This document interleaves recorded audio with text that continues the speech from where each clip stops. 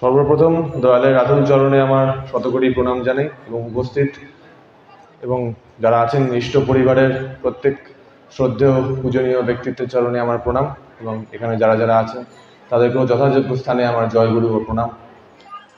আজকে এখান থেকে কিছু সিলেক্ট করলাম, টপিক সিলেক্ট করলাম। কথাটা হচ্ছে যে এখানে একটা প্রতিযোগিতার আয়োজন করা হয়েছে। আমি সবার প্রথম যারা আয়োজন করেছেন তাদেরকে আমি বলতে চাই যে প্রতিযোগিতা থেকে আমি নিজেকে দূরেই রাখতে চাইছি। এটাকে আমার অহংকার হিসাবে নেবেন না আশা করি। কৌশিক দা আর সৌভিক, রাহুল দাও, পূজনীয় রাহুল দাও। যাই হোক, আজকের বিষয় হচ্ছে শ্রীবিগ্রহের মন্দির।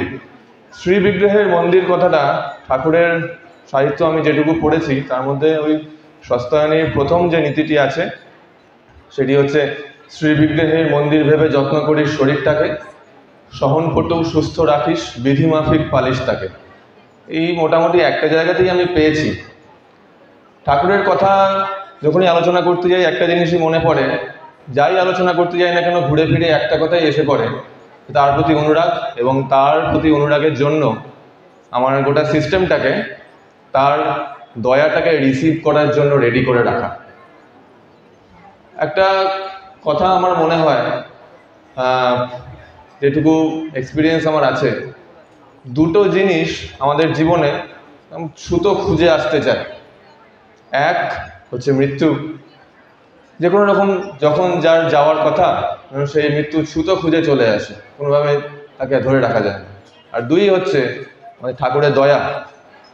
ঠাকুরের দয়া মানে আমাদের ওপর বর্ষিত হতে চায়। আমাদের সিস্টেম ঠিকঠাক থাকে না, তাই আমরা দয়াটাকে রিসিভ করতে পারি না। যখন আমাদের দীক্ষা হয়েছিল, দীক্ষা মানে আমাদের বলতে আমার মার আর আমার দীক্ষা হয়েছিল, একটা অন্যরকম পরিস্থিতির মধ্যে দিয়ে আমরা যাচ্ছিলাম। আমার এক মাসি ছিলেন, মাসি মাকে বলেছিলেন যে যারা আধ্যাত্মিক উন্নতি চায় তারা রামকৃষ্ণ পরমহংসদেবের দীক্ষা নেয়, আর যারা আর্থিক উন্নতি চায় কোনো কারণে এরকম পরিস্থিতির মধ্যে আছে তারা ঠাকুর অনুকূলচন্দ্রের দীক্ষা নেয়। তো মা দীক্ষা নিয়েছিলেন আর আমি তখন, আমার ওই বয়স হয়নি, আমি নাম নিয়েছিলাম, পরে দীক্ষা হয়। তো দেখুন, একটা ছুতো খুঁজে চলে এলো ব্যাপারটা, তাই না? যে আর্থিক অনটনের মধ্যে দিয়ে যদি কেউ যায়, সেখান থেকে মুক্তির আশায় ঠাকুরের দীক্ষা নেওয়া হলো। ওর একটু আগেই শুনলাম, একজন মায়ের কথা শুনছিলাম আমাদের এই আলোচনায়, এক ভাই আলোচনা করছিলেন যে তার কিছু দাবি দেওয়া ছিল, সেগুলো পূরণ হয়নি বলে সেই মা বলছেন দীক্ষাটা ফেরত নেওয়ার জন্য। অর্থাৎ তিনি তার সিস্টেমটাকে রেডি করতে পারেননি ঠাকুরের দয়াটাকে রিসিভ করবেন বলে। এবং এটাও আমি বুঝি ঠাকুরের অসীম দয়া যে আমার মা, আমার শ্রদ্ধা মাকে তিনি রেডি করে দিয়েছিলেন, যে তিনি, আমার মা সেই দয়াটা রিসিভ করতে পেরেছিলেন এবং তার মাধ্যমে আমি রিসিভ করতে পেরেছিলাম। ওই ছুতো দিয়ে শুরু হওয়ার পরেও, তারপরেও আমরা জানি আজকের যেরকম পরিস্থিতি, ঠাকুরের দীক্ষা প্রচুর লোকের হচ্ছে, কোটি কোটি লোকের হচ্ছে, কিন্তু তারপরেও তাদের সঠিক দীক্ষা হচ্ছে না। আমাদের দীক্ষাও সেরকমভাবেই হয়েছিল। তারপরে তারই দয়াতে আবার আমরা পুনশ্চরণ করি এবং ঠাকুরের যে আদর্শ, তার যে অরিজিনাল আইডিওলজি, সেইখানে আমরা পথ চলা শুরু করি। সেই বিষয়ে আমি ডিটেলে যাচ্ছি না এখন, কারণ আমার বিষয় অন্য কিছু। তো দেখুন, সেই যে সিস্টেমের কথা বলছে, আমাদের যে সিস্টেমটাকে রেডি করতে পারলে তার দয়াকে গ্রহণ করা যায়, তার দয়ার যে অবিরাম বর্ষণ হয়ে চলেছে সেই দয়াকে যে গ্রহণ করে রাখতে হয়। যেন বৃষ্টির মতো অবিরাম ধারা আকাশ থেকে পড়ে চলেছে, একটা ভার পড়ে আছে, ভারটা যদি উল্টানো থাকে তাহলে সেই ভারটার মধ্যে কোনো জল পড়বে না, সব জল বাইরে দিয়ে বেরিয়ে চলে যাবে। ভারটা যদি কোনো রকমে সোজা হয়ে যায়, কোনো ছুতোয় সোজা হয়ে যায়, সেই ছুতোটাই হচ্ছে ঠাকুরের দয়া, তাহলে সেই ভারের মধ্যে, সেই পাত্রের মধ্যে বৃষ্টির জল ভরে যাবে, একদম জল ভর্তি হয়ে যাবে পাত্রের মধ্যে। সেই জিনিসটাকে রিসিভ করার জন্য, তার দয়াকে রিসিভ করার জন্য আমাদের যে শারীরিক মানসিক একটা প্রসিডিওর আছে, সেই প্রসিডিওরের মধ্যে দিয়ে নিয়ে যাওয়াটাই জন্য আমাদের যত পদ্ধতি শ্রী ঠাকুর দিয়ে গেছেন, সদাচার, সস্তায়নী এসব দিয়ে গেছেন, তার মধ্যে সেই সস্তায়নীর প্রথম বিধি শ্রীবিগ্রহের মন্দির, এটা আমাদের শরীরটাকে তিনি বলেছেন।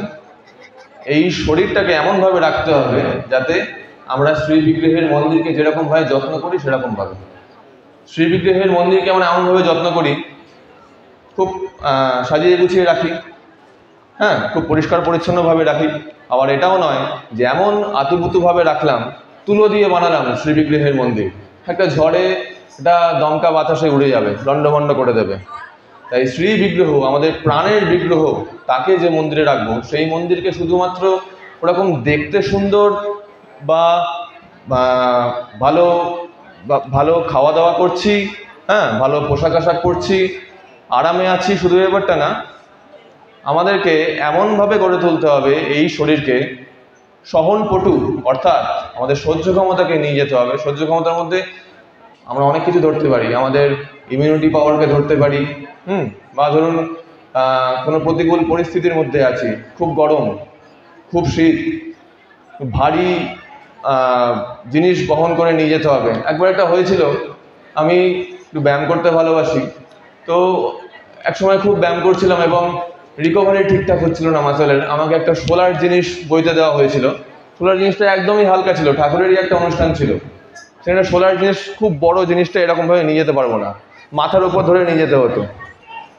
এত মানে বজ্র পদার্থ শরীরের মধ্যে জমেছিল ওই সময়টায়। তখন এরকমভাবে সে ঠাকুরের আদর্শ অনুযায়ী খাওয়া দাওয়া, চালচলন এরকম ছিল না, এত বজ্র পদার্থ শরীরের মধ্যে জমেছিল। আমি জাস্ট একটা হালকা জিনিস, কিছুই না, কোনো ওয়েটই নেই, এরকমভাবে মাথার উপর তুলে ধরে আছি, আমার মনে হচ্ছে এই জায়গাগুলো যেন ফেটে যাচ্ছে। আমি ওর থেকে অনেক অনেক বেশি ওয়েট রোজ তুলছি, কিন্তু তখন মনে হচ্ছে জায়গাগুলো ফেটে যাচ্ছে। তখন আমি বুঝতে পেরেছিলাম কোথাও একটা গন্ডগোল হচ্ছে। সে যে ঠাকুরের আদর্শের ব্যাপারে তখন হয়তো কিছু জানতাম না, কিন্তু দেখুন তথাকথিতভাবে তো আমি যত্ন নিচ্ছিলাম শরীরের, কিন্তু ঠাকুরের আদর্শ হচ্ছে অ্যাপ্ট, ওই কাজটুকু করতেই হবে এবং ওই কাজটুকুই করতে হবে, তার বেশি না, তার কমও না। তারপরে তার অনেক পরে তার দয়ায়,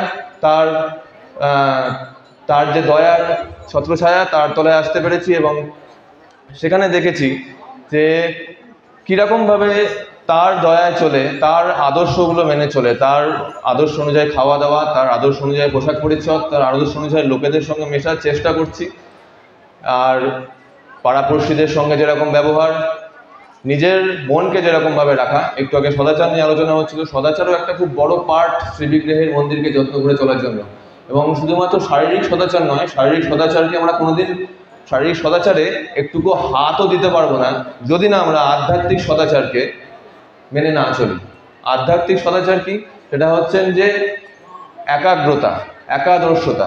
একাগ্রতা মানে জীবনে একাগ্রতা আনতে গেলে, কোনো বিষয়ে একাগ্র হতে গেলে, একাগ্রতা মানে এককে অগ্র করে চলা। একাদর্শতা মানে একজনকে আদর্শ মেনে চলা, সময় একজনকে আদর্শ করে চলা। এইটা হচ্ছে আমাদের আধ্যাত্মিক সদাচার। আধ্যাত্মিক সদাচার ঠিক থাকলে সেখান থেকে আমাদের মানসিক এবং শারীরিক সদাচার ঠিক থাকবে, এবং সেখান থেকেই আমরা আমাদের এই যে শ্রীবিগ্রহের মন্দির, আমাদের শরীর, এটাকে আমরা সেরকমভাবে লালন পালন করে রাখতে পারবো, যাতে আমরা তার যন্ত্র হতে পারি, শুধুমাত্র তার যন্ত্র হতে পারি, তার নির্দেশগুলো মেনে চলার জন্য।